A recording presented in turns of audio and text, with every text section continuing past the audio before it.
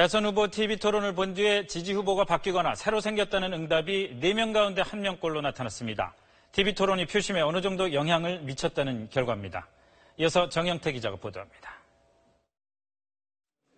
조사 기간 중 진행된 마지막 TV 토론을 빼고 앞선 5차례 토론 내용을 알고 있다는 응답자들을 상대로 물었습니다. TV 토론을 보고 지지 후보를 바꿨거나 새로 지지 후보가 생겼느냐는 질문에 그렇다는 응답이 24.9%였습니다. 1차 TV 토론이 끝난 뒤 조사 결과와 비교할 때 지지 후보 교체 또는 신규 지지 응답률이 5배 가까이 늘어났습니다. 심상정 후보를 지지한다는 응답자의 69.9%가 TV 토론 뒤 지지한 거라고 답했고 유승민 지지자의 43.3%, 홍준표 지지자의 32.7%도 TV 토론 뒤 선택했다고 밝혔습니다.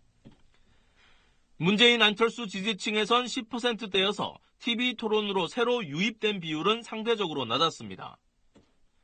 후보 선택에 영향을 미친 이슈도 박 전 대통령 사법 처리 과정, 공약의 적절성과 실현 가능성에 이어 TV 토론이 세 번째였습니다.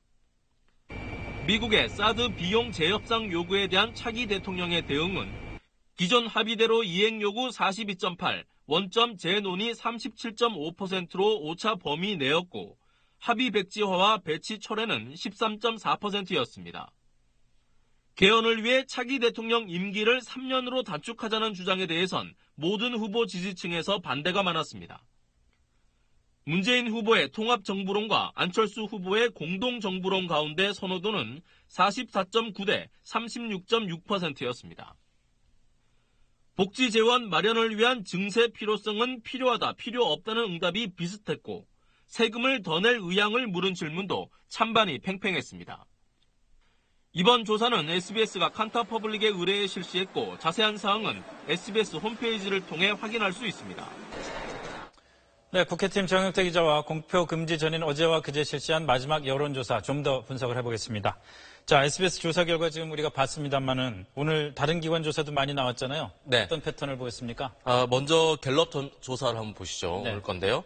문재인 38, 안철수 20, 홍준표 16, 심상정 8, 유승민 6%로 나타났는데 안 후보와 홍 후보는 오차 범위 내에 있습니다. 네.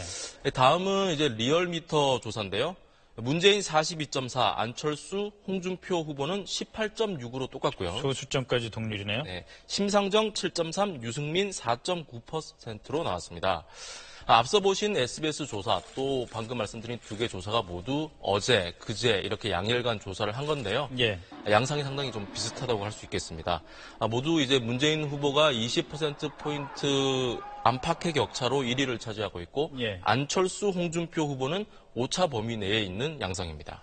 역시 눈에 띄는 게 홍준표 후보와 안철수 후보 사이의 지지율 변화네요. 네, 앞서 리포트에서도 잠깐 보셨습니다만 네. 안철수 후보가 좀 내리고 홍준표 후보가 올라가는 양상인데 그 대구 경북에서의 표심은 아까 보셨습니다만 5, 60대 이상의 변화도 좀 주목할 만한 내용이 있습니다. 네. 지난달 중순의 SBS 조사와 오늘 SBS 조사를 비교해 봤는데요.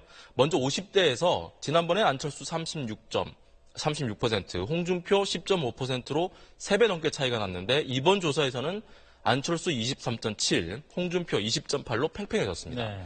그리고 60대 이상은 지난번에 안철수 44.2, 홍준표 17.7로 안 후보가 크게 앞섰는데 이번에는 안철수 24.8, 홍준표 35.3으로 1, 2위가 뒤바뀌었습니다. 그러네요.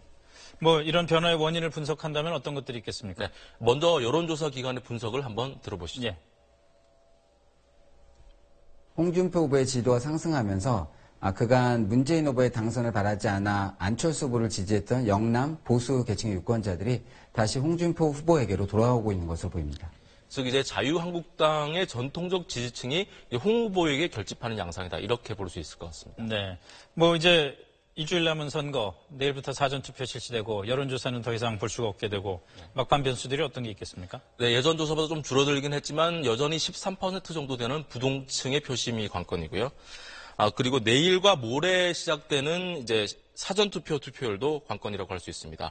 그리고 이제 보수, 진보, 또 중도 할 것 없이 다 투표 의향이 매우 높은 편인데 실제로 투표소에 얼마나 가느냐 이게 변수 중에 변수라고 할 수 있을 것 같습니다. 이번에 사전투표 투표율은 꽤 높을 걸로 지금 예상이 되고 있죠? 네, 그렇습니다. 네, 잘 들었습니다.